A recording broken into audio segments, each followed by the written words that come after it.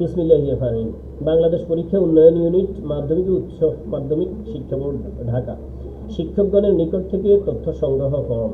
ষষ্ঠ থেকে নবম শ্রেণী পর্যন্ত পুনর্বিন্যাসকৃত পাঠ্যসূচির আলোকে শিক্ষণ মূল্যায়নের লক্ষ্যে মাধ্যমিক ও উচ্চশিক্ষা অধিদপ্তর কর্তৃক প্রেরিত অ্যাসাইনমেন্টের কার্যকারিতা যাচাই বিষয়ক প্রশ্নমালা। কোভিড-19 জনিত অতিমারী পরিস্থিতিতে গত 18-3-2020 হতে সকল শিক্ষা প্রতিষ্ঠানে স্বাভাবিক শ্রেণী কার্যক্রম বন্ধ থাকে। এমতাবস্থায় শিক্ষার্থীদের শিক্ষণ প্রক্রিয়া অব্যাহত রাখতে বিভিন্ন কার্যক্রমের অংশ, যেমন আমার ঘরে আমার স্কুল, কিশোর বাতায়ন, অনলাইন ক্লাস ইত্যাদির পাশাপাশি শিক্ষার্থী যেন পরবর্তী ক্লাসের জন্য প্রস্তুত হতে পারে সেই বিষয়টি বিবেচনায় রেখে পাঠ্যসূচি পুনর্বিন্যাস করে অ্যাসাইনমেন্টের মাধ্যমে শিক্ষার্থীর মূল্যায়নের ব্যবস্থা করা হয়েছে। এই মূল্যায়নের মাধ্যমে শিক্ষার্থীদের অর্জিত শিক্ষণফলের সবলতা ও দুর্বলতা বিষয়ে চিহ্নিত করা এবং সেই অনুযায়ী তাদের জন্য প্রয়োজনীয় ব্যবস্থা গ্রহণ করা সম্ভব হবে বলে আশা করা যায়। আপনার বিদ্যালয় এবং আপনি এই কার্যক্রমের আওতায় ছিলেন। একজন শিক্ষক হিসেবে এই অ্যাসাইনমেন্ট প্রদান ও শিক্ষার্থী মূল্যায়নের কার্যকারিতা বিষয়ে আপনার মতামত আমাদের কাছে খুবই গুরুত্বপূর্ণ। এই প্রশ্নমালার মাধ্যমে আপনার মতামত প্রদানের অনুরোধ করা হলো। প্রিয় দর্শক, আমি এই ফর্মটি পূরণের ধাপগুলো ভিডিও করেছি যাতে আমার প্রতিষ্ঠান, বিশেষ করে আইডিয়াল স্কুল অ্যান্ড কলেজের অন্যান্য শিক্ষিকাবৃন্দ এই ফর্মটি পূরণ করবেন। পূরণ করার সময় যাতে মোটামুটি একটা রেঞ্জ ঠিক থাকে, যাতে প্রাতিষ্ঠানিকভাবে মোটামুটি আমরা একমত আছি এমন পরিস্থিতি জানা বোঝার সুযোগ থাকে। প্রথমে ইমেইল আইডি প্রদান করতে হবে, তারপর শিক্ষকের নাম, মোবাইল নাম্বার, শিক্ষা প্রতিষ্ঠানের নাম, শিক্ষা প্রতিষ্ঠানের EIN 108277, শিক্ষা প্রতিষ্ঠানের বিভাগ ঢাকা বিভাগ। নেক্সট পেজে গেলে আমরা পাবো ঢাকা বিভাগের ঢাকা জেলা, দেন উপজেলা, থানা, এখানে মতিঝিল আমাদের স্কুলটা। আপনার শিক্ষা প্রতিষ্ঠান কোন স্তরের, এটা হচ্ছে স্কুল অ্যান্ড কলেজ, বেসরকারি শিক্ষা প্রতিষ্ঠান, সহশিক্ষা কার্যক্রম, সমতলে অবস্থিত স্কুল। শিক্ষা প্রতিষ্ঠানটি শহরে অবস্থিত। কোভিড-19 প্রতিষ্ঠানে আমার এই প্রতিষ্ঠানে অনলাইন ভিত্তিক শিক্ষা কার্যক্রম চালু ছিল। এরপর 7 নং প্রশ্নের উত্তর ফেসবুক এবং জুম এর মাধ্যমে আমরা ক্লাস পরিচালনা করেছিলাম। আমাদের এই ক্লাসগুলোর মধ্যে আমার যে সকল ক্লাস ছিল এবং অ্যাসাইনমেন্ট কার্যক্রম পরিচালনা করেছি তা ষষ্ঠ, সপ্তম, অষ্টম এবং নবম শ্রেণীতে ছিল। আমার বিষয় ছিল গণিত, বিজ্ঞান এবং তথ্য যোগাযোগ প্রযুক্তি। শিক্ষা প্রতিষ্ঠানের নোটিশ বোর্ড, টেলিফোন, মোবাইল, সামাজিক যোগাযোগ মাধ্যম, SMS এবং প্রতিষ্ঠানের ওয়েবসাইটের মাধ্যমে আমরা অ্যাসাইনমেন্ট কার্যক্রম শিক্ষার্থীদেরকে জানিয়েছি। এখানে শতকরা ভাগ 91 থেকে 100 ভাগ। কোনো শিক্ষার্থী অ্যাসাইনমেন্ট কার্যক্রমে অংশগ্রহণ না করে থাকলে তার কারণ কি? আমাদের আসলে অ্যাসাইনমেন্ট কার্যক্রমে 99 অথবা 100 ভাগ শিক্ষার্থী অংশগ্রহণ করেছে। কেউ শারীরিক অসুস্থতার কারণে অথবা আবাসস্থল পরিবর্তনের কারণে সাময়িকভাবে অ্যাসাইনমেন্ট জমা না দিলেও পরে সেগুলো জমা দিয়েছে। প্রতিষ্ঠানের অনলাইন ক্লাসের মাধ্যমে আমরা এগুলো জানিয়েছি। পুনর্বিন্যাসকৃত শিক্ষণফল এর মাধ্যমে অ্যাসাইনমেন্টের শিক্ষণফল মূল্যায়ন করা তাদের জন্য সহজ এবং সম্ভব ছিল, তাদের জন্য যথাসাধ্য ছিল। প্রতি সপ্তাহের জন্য অ্যাসাইনমেন্টের সংখ্যা সঠিক ছিল। শতকরা নিজ হাতে লেখে নাই এমন শিক্ষার্থীর সংখ্যা আমাদের এখানে খুবই কম। শতকরা কত ভাগ অ্যাসাইনমেন্ট শিক্ষার্থীর নিজস্বতা, সক্রিয়তা প্রকাশের সুযোগ ছিল?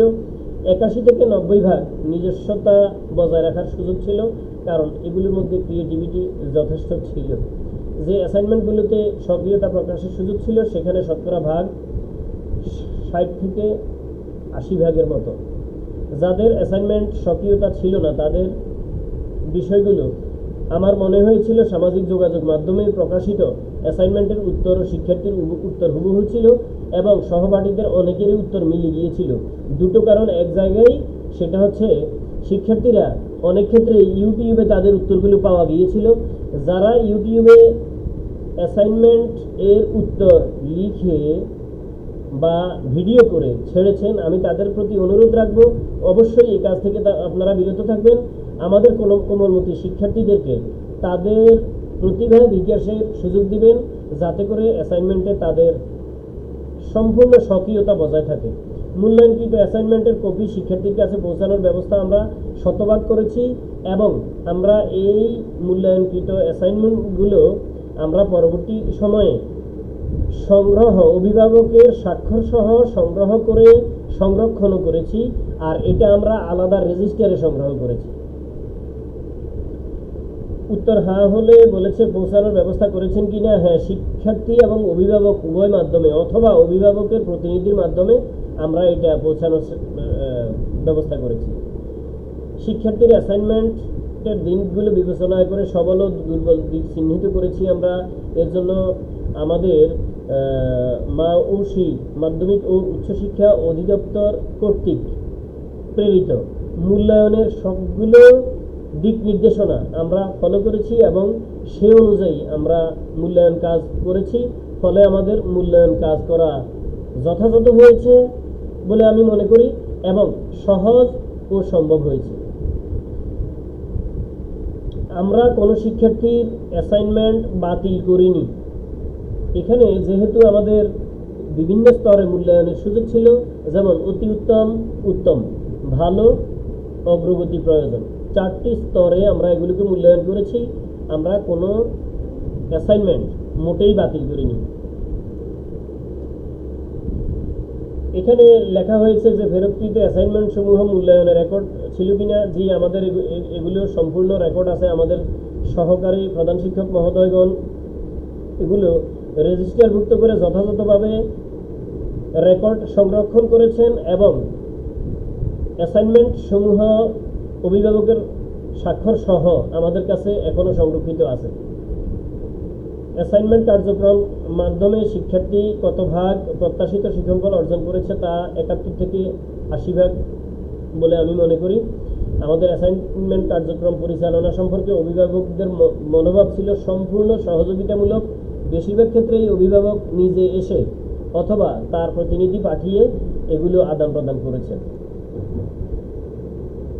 অ্যাসাইনমেন্ট কার্যক্রমটি পরিচালনায় কী ধরনের সমস্যায় পড়েছিলেন? এখানে আমাদের ইন্টারনেট সমস্যা ছিল না। শিক্ষার্থীদের যথাসময়ে জানানোর ক্ষেত্রেও আমাদের কোনো ব্যত্যয় ঘটেনি। শিক্ষা প্রতিষ্ঠান প্রশাসনের আমাদের যথেষ্ট সহযোগিতা ছিল। অভিভাবক আশানুরূপ সাড়া দিয়েছেন। কিছু সংখ্যক অ্যাসাইনমেন্ট সময় মতো জমা হয়নি।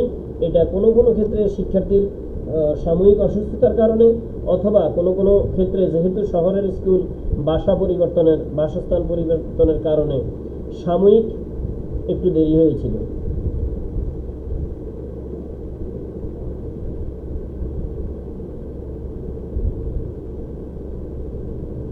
পঁয়ত্রিশ, 36, 37, 38।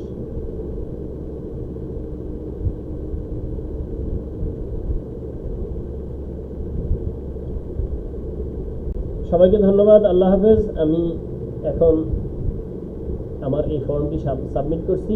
প্রিয় দর্শনার্থীবৃন্দ, আপনারা অবশ্যই খেয়াল রাখবেন, এটা সাবমিট করার আগে এই ফর্ম অবশ্যই দেখে নিতে পারবেন এবং দেখে নিতে হবে। আর যদি সাবমিট করে ফেলেন, সাবমিট করার পর আর এটাকে এডিট করার অথবা পুনরায় দেখার কোনোই সুযোগ থাকবে না। সকলকে ধৈর্য সহকারে দেখার জন্য ধন্যবাদ জানাচ্ছি। আল্লাহ হাফেজ। এখানে